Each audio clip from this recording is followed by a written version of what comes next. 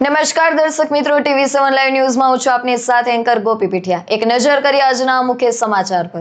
રાજકોટ શહેરમાં કાયદો અને વ્યવસ્થા જાળવવા તેમજ ગુનાખોરી પર લગામ લગાવવા માટે પોલીસ દ્વારા સતત સક્રિય કામગીરી હાથ ધરવામાં આવી છે।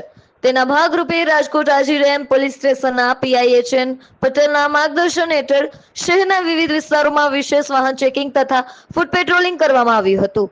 આ કામગીરી દરમિયાન પોલીસ ટીમ દ્વારા મુખ્ય માર્ગો, સંવેદનશીલ વિસ્તારો તેમજ ભીડભાડવાળા સ્થળોએ કડક ચેકિંગ હાથ ધરાયું હતું। વાહન ચેકિંગ દરમિયાન શંકાસ્પદ વાહનોને અટકાવી તેમને સઘન તપાસ કરવામાં આવી હતી તેમજ driving licence, RC book, insurance અને અન્ય જરૂરિયાતી દસ્તાવેજોનું નિયમો પ્રમાણે ચેકિંગ થતું હતું અને નિયમોનું ઉલ્લંઘન કરનારને વાહન ચાલકો સામે કાયદેસરની કાર્યવાહી પણ કરાઈ હતી। TV7 લાઈવ ન્યૂઝ સાથે બ્યુરો રિપોર્ટ, રાજકોટ। અનંત અંબાણીએ પોતાના 31મા જન્મદિવસ નિમિત્તે પરોપકારની અનોખી ઉજવણી કરી, જેમાં આશરે 57 લાખથી વધુ લોકોના જીવનને સ્પર્શ કરવાનો પ્રયાસ થયો। ધાર્મિક ટ્રસ્ટ, શિક્ષણ, આરોગ્ય અને સામાજિક કલ્યાણ ક્ષેત્રે 31 વિવિધ સખાવતી પહેલોની જાહેરાત કરાઈ। દ્વારકા, સોમનાથ, અંબાજી સહિતના યાત્રાધામોમાં યાત્રાળુઓને સુવિધાઓનો વિકાસ, જામનગરમાં આરોગ્ય કેમ્પ, શિક્ષણ માટે સ્કૂલ ઇન્ફ્રાસ્ટ્રક્ચર, ગૌશાળા, સામુદાયિક રસોડું અને ગામડાઓમાં માળખાકીય સુવિધાઓ પૂરી પડાઈ। ઉપરાંત લાખો ભક્તો માટે ભોજન પ્રસાદની સેવા, હજારો વિદ્યાર્થીઓને સહાય, મહિલાઓની સાડી વિતરણ અને કામદારો માટે ફૂડ હેમ્પર્સ જેવી યોજનાઓ પણ અમલમાં કરાઈ। TV7 લાઈવ ન્યૂઝ સાથે બ્યુરો રિપોર્ટ, જામનગર। ભાવનગર જિલ્લાના તળાજા તાલુકાના વિજોદરી ગામમાં શેરડીના વાવેતર વચ્ચે ગેરકાયદેસર લીલા ગાંજાની ખેતીનો પર્દાફાશ થયો છે। ભાવનગર SOG ટીમના PI PC સિંહ રખિયાના માર્ગદર્શન હેઠળ દરોડા દરમિયાન આરોપી પરસોત્તમભાઈ ગોવિંદભાઈ ડોડિયાને ઝડપી પાડવામાં આવ્યા છે। પોલીસે સરપટી લીલા ગાંજાનું કુલ 21 છોડ કબજે કર્યા છે, જેનું કુલ વજન અંદાજે 4.16 કિલો હોવાનું જણાવ્યું છે। સમગ્ર મામલે જપ્ત કરીને આરોપી સામે કાયદેસરની કાર્યવાહી પણ હાથ ધરવામાં આવી છે। આ કામગીરીથી વિસ્તારમાં ચકચાર મચી ગઈ છે અને પોલીસ દ્વારા વધુ તપાસ હાથ ધરાઈ છે। TV7 લાઈવ ન્યૂઝ સાથે રિપોર્ટર રાકેશ ગોયલ સાથે ગંભીર બારૈયા, મહુવા। અમરેલી જિલ્લામાં લીલિયાથી સનાડિયા જતી છકડો રિક્ષા પલટી મારી જતા ગંભીર અકસ્માત સર્જાયો। અકસ્માતમાં રિક્ષામાં સવાર મુસાફરો તેમજ રિક્ષા ચાલક ઇજાગ્રસ્ત થયા। અકસ્માત દરમિયાન દેવાભાઈ કાનાભાઈ બતાડા, ઉંમર વર્ષ 60, જેને ઘટના સ્થળે જ દુઃખદ મોત થયું હોવાનું જાણવા મળ્યું છે। ઇજાગ્રસ્તોને તાત્કાલિક સારવાર માટે નજીકની હોસ્પિટલ ખાતે ખસેડવામાં આવ્યા, જ્યાં તેમની સારવાર ચાલી રહી છે। હાલમાં રિક્ષા પલટીના કારણે ચોક્કસ કારણ જાણી શક્યું નથી। પોલીસ દ્વારા સમગ્ર મામલે વધુ તપાસ હાથ ધરાઈ છે। TV7 લાઈવ ન્યૂઝ સાથે બ્યુરો રિપોર્ટ, અમરેલી। સાતલપુર તાલુકાના રોઝુ ગામ નજીક એક ભયાનક અકસ્માત સર્જાતા એક જ પરિવારના 4 સભ્યોનું કરુણ મોત નીપજ્યું છે, જ્યારે 3 કલાક સુધી 3 લોકો ગંભીર રીતે ઘાયલ થયા હતા। મળતી માહિતી મુજબ પરિવાર હજીપીર દર્શન કરીને વારાહી તરફ પાછો ફરી રહ્યો હતો, ત્યારે અચાનક અકસ્માત સર્જાયો હતો। ઘટનામાં 4 લોકોનું સ્થળ પર જ મોત થયું, જેના કારણે વિસ્તારમાં શોકનો માહોલ છવાયો છે। અકસ્માતમાં ઘાયલ થયેલા 3 લોકો તાત્કાલિક નજીકની હોસ્પિટલમાં ખસેડાયા, જ્યાં તેમની હાલત ગંભીર હોવાનું જાણવા મળ્યું છે। ઘટનાની જાણ થતાં જ સ્થાનિક પોલીસ રાહતની ટીમો તાત્કાલિક ઘટના સ્થળે પહોંચી ગઈ અને બચાવ કામગીરી હાથ ધરી છે। TV7 લાઈવ ન્યૂઝ સાથે રિપોર્ટર આસ્તિક રાજગોર, સાતલપુર। સ્થાનિક સ્વરાજ્યની ચૂંટણી પહેલા જ ધોરાજી પંથકમાં ભાજપનો મોટો રાજકીય ઝટકો લાગ્યો છે।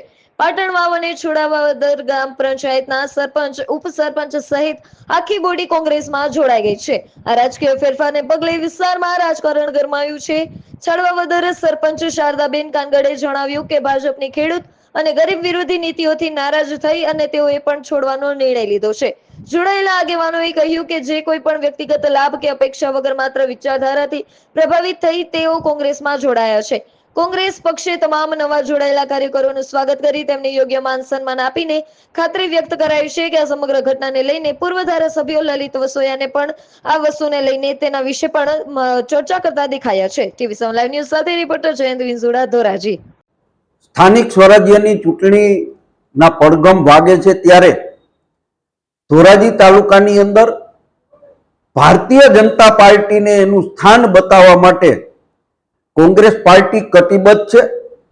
આજે પાટણવાવ ગ્રામ પંચાયતના સરપંચ અને આખી ગ્રામ પંચાયતની બોડી તથા છાળવાવદર ગામના સરપંચ, ઉપસરપંચ અને આખી બોડી ભારતીય જનતા પાર્ટી છોડી અને કોંગ્રેસ પાર્ટીની અંદર જોડાણ્યા છે, કોંગ્રેસ પાર્ટીના ખેસ પહેર્યા છે અને કોંગ્રેસ પાર્ટીને મજબૂત કરવા માટે કોંગ્રેસ પાર્ટીની વિચારધારાથી આકર્ષાઈને આ લોકો આવ્યા છે અને કોઈ પણ પ્રકારની અપેક્ષા વગર આવ્યા છે.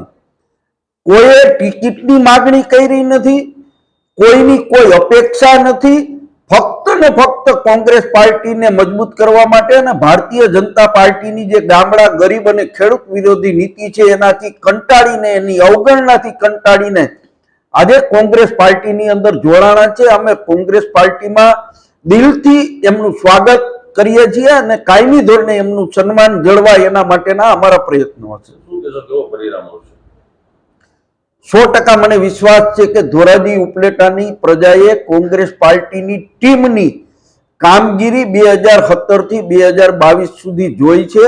ગામડા માટે, ગરીબો માટે અમે લડીએ છીએ અને પરિણામની 100% અપેક્ષા છે. ધોરાજી તાલુકા પંચાયત, ઉપલેટા તાલુકા પંચાયત કોંગ્રેસ બનાવશે અને 5 જિલ્લા પંચાયતો અમે જીતીશું એવો મને દ્રઢ વિશ્વાસ છે. મેરેથોનના મેદાનમાં ગજેરા કેમ્પસ વિદ્યાસભાની ગર્જના ડીએલએસએસ ખેલાડીઓએ સ્વર્ણ રજત પદક સાથે જિલ્લામાં નોંધાવી ભવ્ય સિદ્ધિ. 4 એપ્રિલ 2024ના રોજ અમરેલી ખાતે ઇન્વિઝન ઓર્ગેનાઇઝેશન દ્વારા ડિસ્ટ્રિક્ટ મેરેથોનનું આયોજન કરવામાં આવ્યું હતું, જેમાં વિવિધ તાલુકાના રમતવીરોએ ઉત્સાહભેર ભાગ લીધો હતો. 5 કિમી દોડ સ્પર્ધામાં શ્રીમતી શાંતાબેન હરિભાઈ ગજેરા કેમ્પસ વિધાનસભાની ડીએલએસએસ શાળાના પ્રતિભાશાળી ખેલાડીઓએ શાનદાર પ્રદર્શન કરી જિલ્લામાં ગૌરવ વધાર્યું. મેર દીપાલીએ સુવર્ણ પદક સાથે પ્રથમ સ્થાન હાંસલ કર્યું, જ્યારે કુકડિયા એન્જલે રજત પદક મેળવી દ્વિતીય સ્થાન ઉત્તમ હાજર કર્યું. બંને ખેલાડીઓની આ સિદ્ધિ તેમજ દ્રઢ મહેનત, નિષ્ઠા અને સતત પ્રયત્નોનું પરિણામ છે. ગજેરા કેમ્પસ વિદ્યાસભાએ જિલ્લા કક્ષાએ પોતાની આગવી ઓળખ વધુ મજબૂત બનાવી છે. ટીવી7 લાઈવ ન્યૂઝ સાથે રિપોર્ટર મનીષ રામાણી.